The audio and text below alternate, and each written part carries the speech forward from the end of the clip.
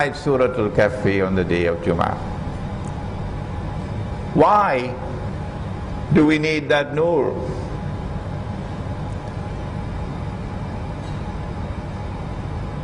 There is a hadith I have to share with you.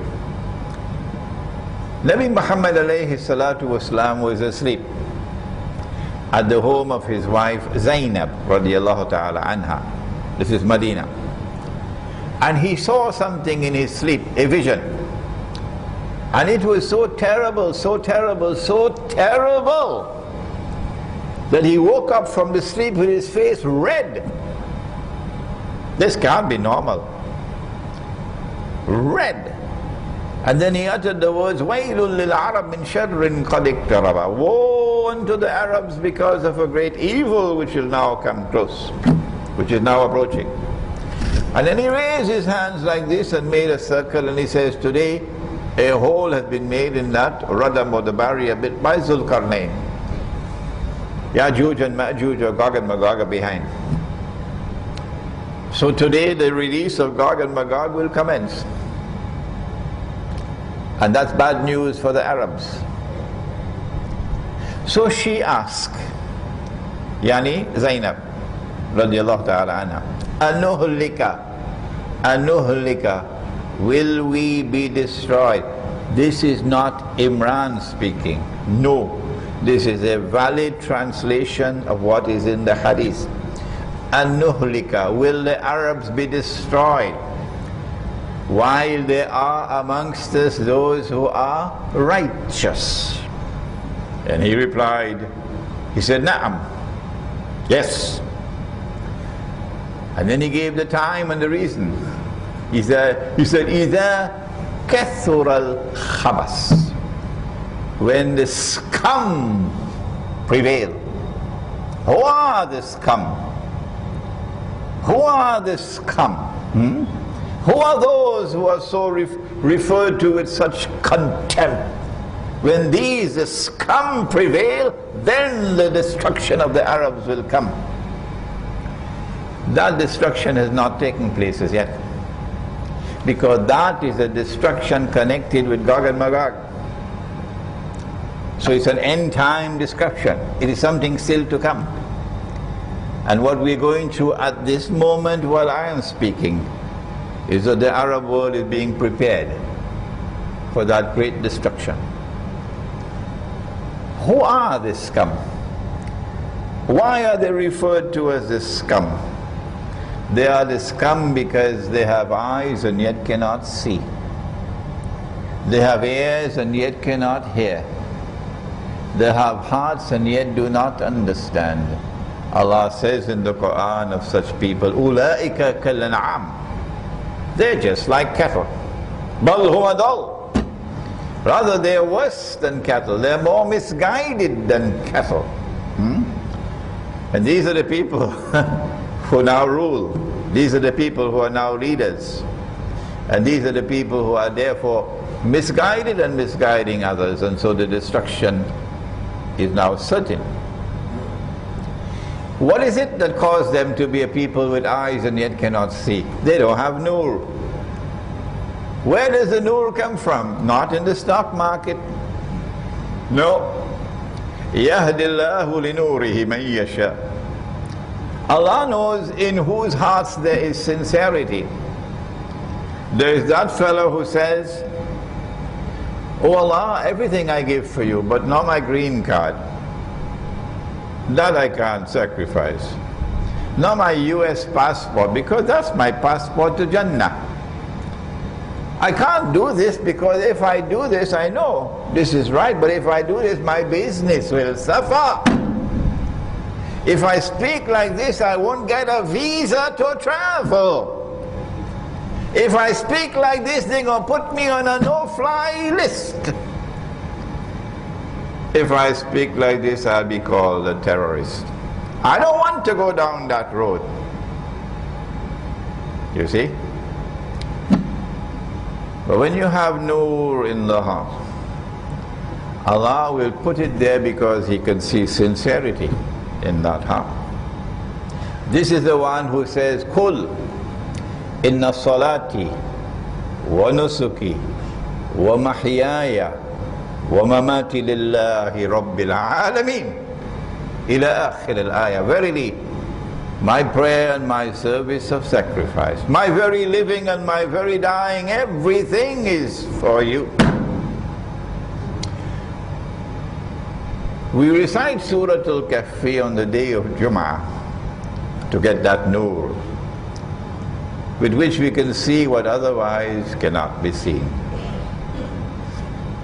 But the first 10 verses of Surah Al-Kahf must be studied, because this is directly related to Dajjal and protection from Dajjal.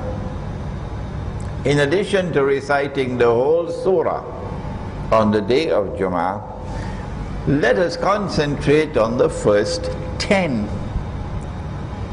The surah begins like this: بعد أعوذ بالله من الشيطان الرجيم الحمد لله الذي أنزل على عبده الكتاب. Praise is due to him who has sent down on his servant, yani Muhammad alayhi salatu wasalam, the kitab. Kitab means book. Book means you have to read it. So if we don't have time to read the book, we will pay a price for that. This is easy so far, but listen to the words which come after. وَلَمْ يَجْعَلْ لَهُ عِوَجًا. Iwaj is now being translated mischievously so as flawless, meaning there is no defect in this book. But that is not what the surah is saying. The surah is saying that there is nothing crooked here. And by saying that there is nothing crooked here, it is pointing to crookedness elsewhere. We have sent down this book. Inna nahnu nazzalna dhikr wa inna lahu lahafidhun. And we are protecting this book, so you cannot change it and make it crooked as you have done with the previous books. And so here is a clue as big as a billboard to the airport. And you know the billboards to the airport are very big. That if you want to understand Dajjal, if you want to recognize the battlegrounds on which he will attack you, go look to find the Iwaj that have corrupted the previous scriptures. When we do that, we see first of all, for example, that in this book Allah has prohibited riba. And the very last revelation to come down in the Qur'an is on riba. And Allah declares war. But when we go to the previous scriptures, what do we find? Allah speaks about the Iwaj in the previous scriptures. He says, for example, in Surah An-Nisa, وَأَكْلِهِمُ الرِّبَى. They were consuming riba. وَقَدْ نُهُوا عَنْهُ. Even though we had prohibited it for them. So here is a direct sign now for us to go to the previous scriptures. And when we go to the Torah, or what remains of the Torah today, and this is not a disrespectful statement at all, we find that the Torah says that it is haram. I'm using language that you would understand. It is haram for an Israelite to lend money on interest to another Israelite. That's haram. Rabbi, can you tell me why? Is it because you're not supposed to rip off your own brother. But the Torah goes on to say that it is halal. You can lend money on interest to those who are not Israelites. This is Ya'juj. This is crookedness. And you better pay attention to that crookedness, because Dajjal is going to attack you with riba. When the last age comes, and you will know the last age because you will see the tall buildings. If you have not seen the tall buildings as yet, take a taxi and head for KLCC. When you see the tall buildings, you know this is the last stage.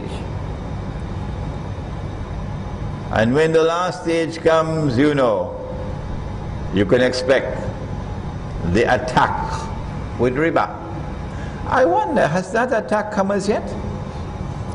Can someone help me? Do we have money lenders now all over the world? Are the money lenders now with a new name, beginning with a B? Huh? Yes. The money lender is in the open, and he's lending money on interest everywhere. This banking system based on riba has come from Dajjal. He is the mastermind. And when you are absorbed by it and trapped by it, you have been attacked by Dajjal, and you deserve the fate, because you had eyes and yet could not see.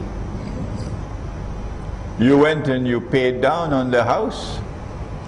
The contractor is still building the house. He's not permitted to build that which has not, he's not permitted to sell that which has not been built. It's an invalid transaction. You can only sell that which has been built. But he's already sold that which has not been built. An invalid transaction, a haram transaction. And you're paying interest on the loan. And now you come to me to help you? This is the attack of Dajjal. And that word Ya'juj is the pointer. And there's also the other form of riba. We have eyes and yet cannot see that the paper that we're using as money is bogus, is fraudulent, is haram. Suppose one of the companions of the Prophet alayhi salatu wasalam were to return today, and he goes to the market to sell, and you pay him with this paper. What would the companion of the Prophet alayhi salatu wasalam do? I'm sure he's going to ask, where are the ulama? Where are the ulama? Al-ulama warathul anbiya. That also is riba, that paper money. It's bogus, it's fraudulent, it's haram, but you would not know that until you study the subject of international monetary economics, which is not taught in the Darul Uloom. And tomorrow there's not going to be any more paper money. They don't need it anymore. As soon as some big war takes place, the US dollar will be brought down. A controlled demolition is called.